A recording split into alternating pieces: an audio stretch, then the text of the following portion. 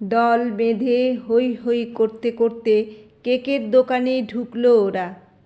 ছেলেগুলির বয়স হবে 18-19-এর মধ্যে। দোকানে ঢুকেই বলল, বার্থডে কেক লাগবে কাকু। কাকু মানে ওই দোকানের মালিক। উনি বললেন, ওই তো অত কেক আছে, আগে পছন্দ করো, দাম পাশেই লেখা আছে।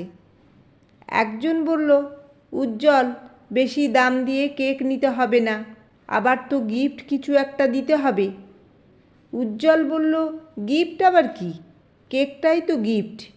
300 টাকার কেক কিনে ওর থেকে 2000 টাকার খাবো আমরা, একটা পছন্দ করে নিয়ে নে।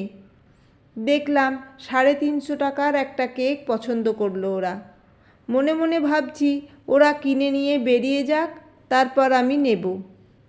তবে আমি কেক কিনতে যাইনি, পেস্ট্রি নেব। দোকানের মালিক কেকের সাথে আরও যাবতীয় উপকরণ যা যা লাগে সব দেওয়ার পর জিজ্ঞেস করলো, নাম লিখতে হবে তো? কি নাম লিখব? দীপ বলে একটি ছেলে, সে এবার বন্ধুদের জিজ্ঞেস করে বসলো, নাম তো লিখতে হবেই, তবে কোন নামটা লিখলে ভালো হয়? আমি তখন মনে মনে ভাবছি, কতগুলো নাম আছে, যার জন্য এত ভাবছে। এক বন্ধু বলল, প্রশান্ত লিখে দে।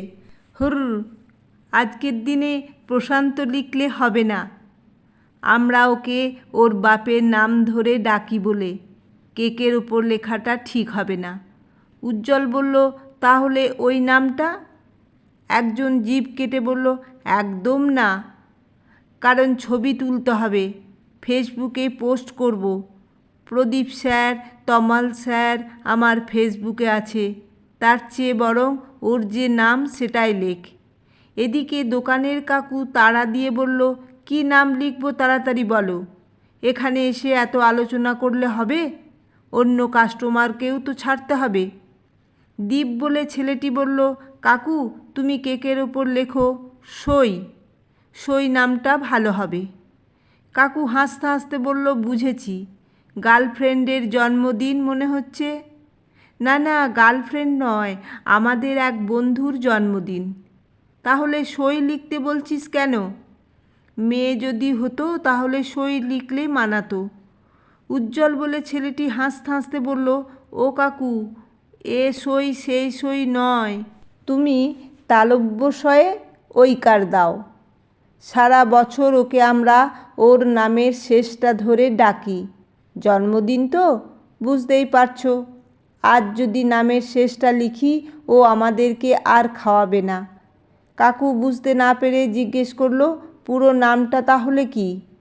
সব থেকে মোটা দেখেই মনে হবে মিচকে শয়তান ছেলেটি পাশ থেকে বলল, কাকু, ওর নাম শৈবাল।